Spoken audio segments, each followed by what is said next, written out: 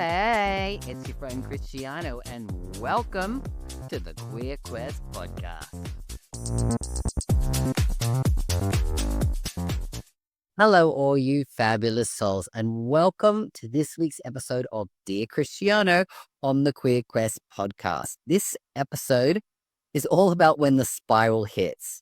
I want to share a bit of a story of me last weekend. So, last weekend, fabulous. I had my one of my workshops for my Queer Quest Pro clients, and this month was all on financial health and wellness. It was a really great workshop, and immediately after I finished the workshop, I had to start getting ready for a event which was one of my really good friends. She's having an engagement party.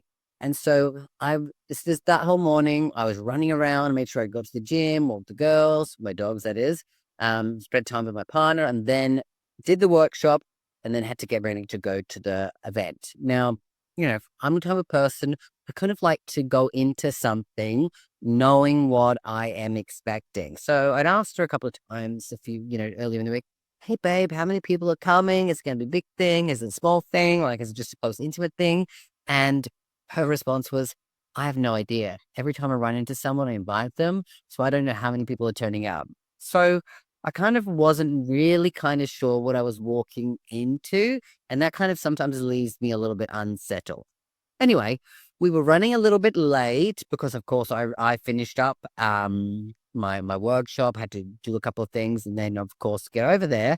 And when we walked in, the place was pumping. Now, my friend, she and her partner, her husband to be, I guess, they have a restaurant in Pereira. It's called Oregon. It's this amazing, amazing Mexican restaurant. So the event was held at the restaurant. So it was, of course, all set up for the event.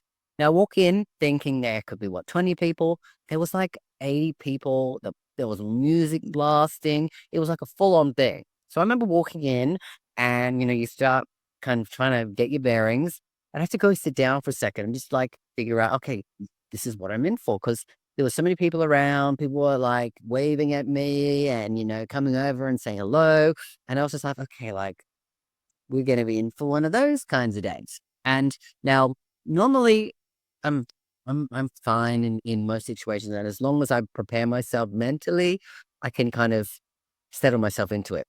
But oftentimes, when it gets to a place where there's so much going on, there's so many people, I know that my energy can get a little overwhelmed, and I can just kind of, lose track of really what's happening in a sense. And I think there's a part of me that is on that spectrum of being neurodivergent. And that's kind of one of the things that, I'm very sensitive, I'm a very emotional person, I'm a very empathic person. So when I go into a place where there's a lot of energy, a lot of different people, lots of, things happening, it can take me off a little bit of a course. And so I had to settle myself into the room, and I decided to have a drink. So we had they had a welcome drink, which is like a michelada. So I had one of those there, and then kind of like felt into it, got some food, decided to say hello to people, and kind of let the day go on. But I noticed throughout the day, I was kind of just like, I'm there, kind of like floating about, but not fully feeling 100% myself. Not in a bad way, not in a good way, but just kind of feeling a little bit off kilter. Now, of course, I spent the whole day with them, did all the beautiful things, and then came home at like, 9 o'clock at night. So ready to get into bed and sleep and start the next day fresh, as I normally do, because I'm an early bird. I usually go to bed by 9, up at 5, do all my things, and then get into the day's works, the things that I've got on plan for that day. But the next day, I couldn't get out of bed till after 7:30. I know, it's huge sleeping, but for me, that's a huge sleeping.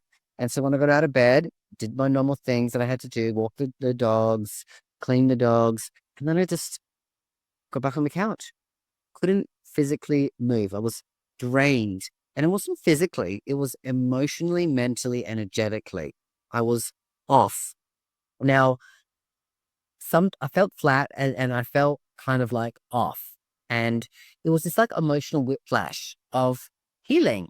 Now, one day you're feeling super grounded, and then the next, sometimes you're feeling destabilized. And I want you to know that if you've ever felt this way, where one day you're feeling so good and on track and everything's going well, and like I said, it's been a fantastic week, and then the next day, boom, know that that's okay to feel that way. That's a normal reaction sometimes, especially if you're an empathic person and you've maybe been in a place where there's a lot of different energy. If you've ever wondered, why am I still carrying pain that doesn't even feel like mine? You're not broken, you're brilliant. But brilliance gets buried under years of shame and silence and survival. And that's why I made this. I'm Christiano Green, a queer transformation coach and the founder of Queer Quests. I created a free queer healing guide to help LGBTQA plus souls begin the journey back to themselves. Inside, you'll discover the 3 core stages of queer healing, powerful journal prompts, and a roadmap to stop surviving and start thriving. This isn't some fluffy self-help PDF. It's the spark your soul has been waiting for. You deserve to heal, not just for your past, but for your future. Download the 3 guide now. And if no one ever told you this before, your healing is holy. And your queerness, it's your power.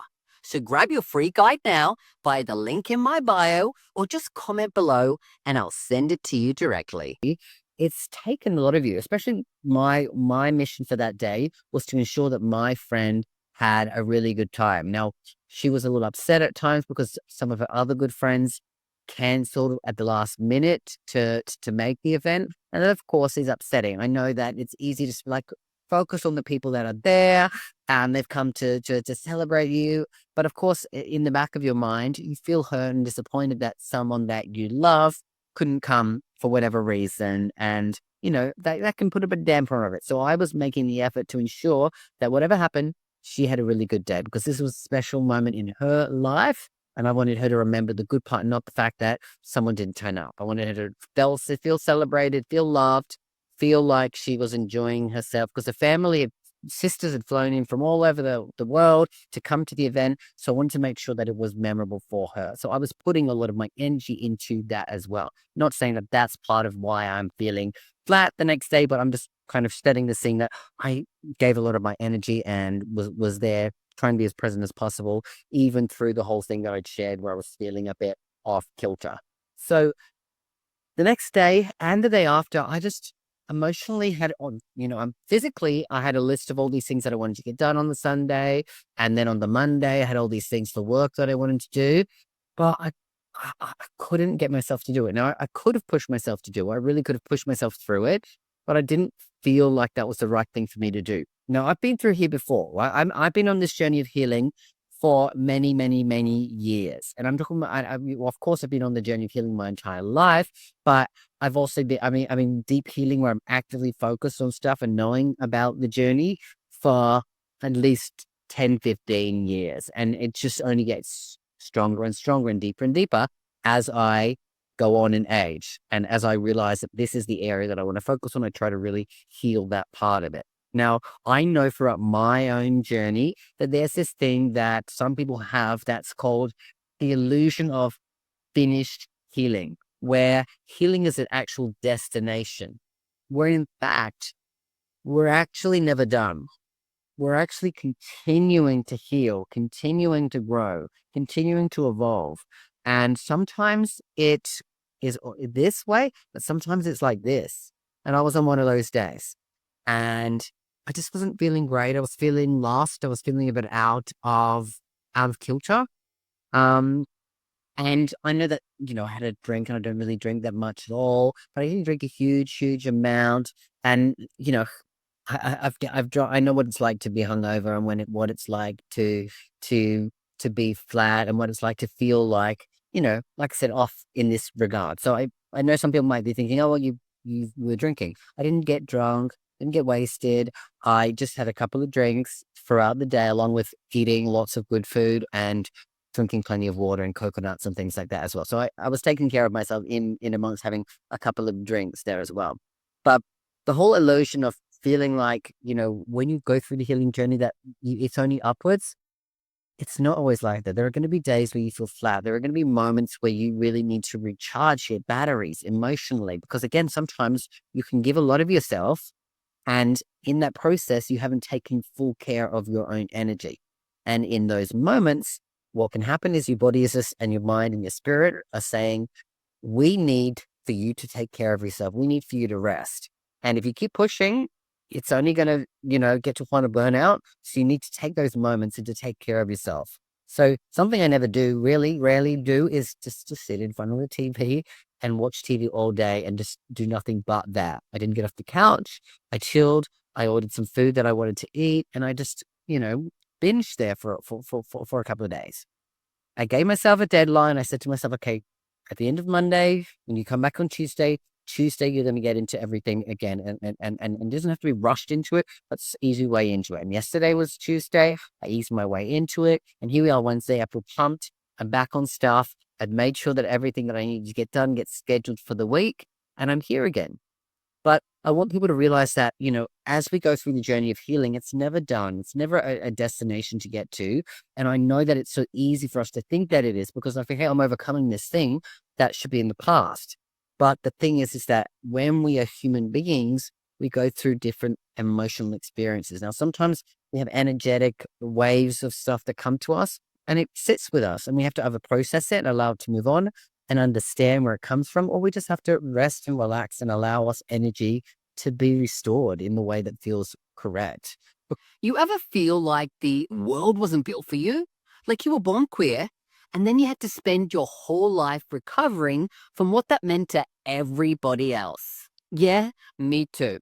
But I turned that pain into purpose. My name is Christiano Green. I'm a queer transformation coach and the founder of QueerQuest, the world's first personal development platform created exclusively for LGBTQA plus people. We don't just talk about healing or growth and self-love. We live it. We teach it. We queer the hell out of it. I built QueerQuest because I wanted every queer person to have access to the tools, to the teachers, and to the community that helped save my life. And I'm talking emotionally, spiritually, physically, all of it. This isn't just a platform, it's a revolution of self-return.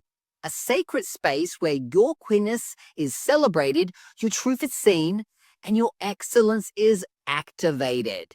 So if you're ready to grow, to heal, and to rise as the queer badass that you were born to be, come join us.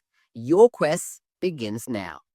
Because if not, it can get into a spiral. And I was allowing myself to get into a bit of a spiral, because there was a point where it was negative Nancy was coming through. He was talking about, oh, what happens with this? And, and you start thinking of all of the things that, could go wrong when it comes to your life and your business and your relationships and, what if this person passed? Like, you can really get yourself into a negative spiral about things. And this is just emotional and energetical spirals. And they're there as part of the healing cycle. Because the funny thing is that we were doing something around it was something to come up about my business and sorting out this part of the tax. And I was getting stressed out about it. And, instead of like, I stressed out about it for maybe half an hour, and I said, I've got to let it go. Now, 2 days later, without me having to do anything, it is resolved. The person messaged me, we got things figured out, and I was like, I didn't have to push. I just trusted, accepted, and said, I'm not dealing with that right now. I'm not allowing myself to go down that path. Funny how life can take it before. And sometimes we don't necessarily notice that this spiral can lead us down to further into those negative emotions. Sometimes we have to learn how to stop. And because I've been there before, I've been to the point where the healing isn't linear and I have an off moment. So I knew how to take care of myself and what to do and not to push and just to allow it and just to sit in it and go with it. But I also knew that when the spiral was trying to take me down, that I had to cut it off. I had to give myself an end day, allow myself to whatever, chill, have my junk food, not fully get into, not work, not do all the things that, I had on my to-do list, and just take care of myself. And what was I able to do? I was able to pull myself out of the spiral, move forward, and get back on track. And the world didn't end. Yes, I ate some junk food, but hey, I've been an amazing journey of health throughout the past, 3, 4 months, and have achieved great results in my body and my mind. So a little bit of junk food here and there isn't going to matter, especially if you get straight back on to taking care of yourself again. It's like, don't beat yourself up for doing something off script. Celebrate the fact that you're able to get yourself back on so quickly. That's what I try to do as well, because I realize that there are old coping mechanisms and there are new awarenesses. What are some of the old coping mechanisms that I've had in my life? Coffee or alcohol or weed. Now, I'm not demonizing any of these things because in moderation, each of those things I love. I love a good coffee. I love having a drink here and there in the right moments. And I do enjoy weed and smoking with intention. I'm very much into plant medicine. But I've also learning over the years, when am I using them as a mask versus supporting myself? Because of course, having weed with intention in the right moments there for you to be able to process or do whatever you need to do to go deeper into yourself is a support system. Or when I'm using it, when I'm going out to an event with people and there's lots of people and I'm using it to calm myself down, right? Is that supporting me to calm down? Or am I using it as a mask to feel okay, a little bit buzzed? And so even at my point in the journey, I still have to question those things, especially in the moment when I'm going to do something. Am I having this drink because I want to have it and I'm going to enjoy the moment and celebrate and celebrate with the people? Or am I doing it because I feel a little bit off and I need to calm myself down, whatever that is, or feel like I'm more social? We all have those moments where we understand one being a coping mechanism and one being a support for us in a way. And I'm talking about support in a good way. Of course, alcohol, I don't see it as a support system, but I see it sometimes as, if I have one drink here or there and in a celebratory moment, it's not terrible. It's not, you know, I've gone years without drinking. So I know the difference of when I'm doing it out of want and doing it out of need, because I've been in those moments many years ago when I really struggled with alcohol and harder drugs that I would use a lot out of coping mechanisms. They were coping mechanisms for my low confidence, my insecurities, for my anxiety, for my depression, things like that. I would use them to try to mask those things, to try to come across as something better instead of really struggling. So I get it. These days, so much better. I understand it. It's just also finding the right balance for yourself as to giving yourself time to enjoy a moment and allow yourself to get a buzz if that's what you want to do, but also know that like you don't have to, it's not the only way that you need to have that as well. So again, these experiences that I had over the weekend allowed me to really think about that as well. And it's something deeper that I wanted to be able to do, because I had to give myself that permission to rest after the full event. And rest is not a failure, it's a recalibration. And I know that there's often a lot of shame and guilt around doing nothing, especially for, us high achieving queer people. You've survived closets, shame, rejection, silence, perfectionism, burnout, and heartbreak. But survival was never the end goal. It's time for your queer comeback. I'm Christiano Green, queer transformation coach and the creator of The Queer Comeback, a free webinar for LGBTQIA plus souls ready to heal, ready to rise, and ready to reclaim who the F they are. This isn't self-help, it's queer soul revival.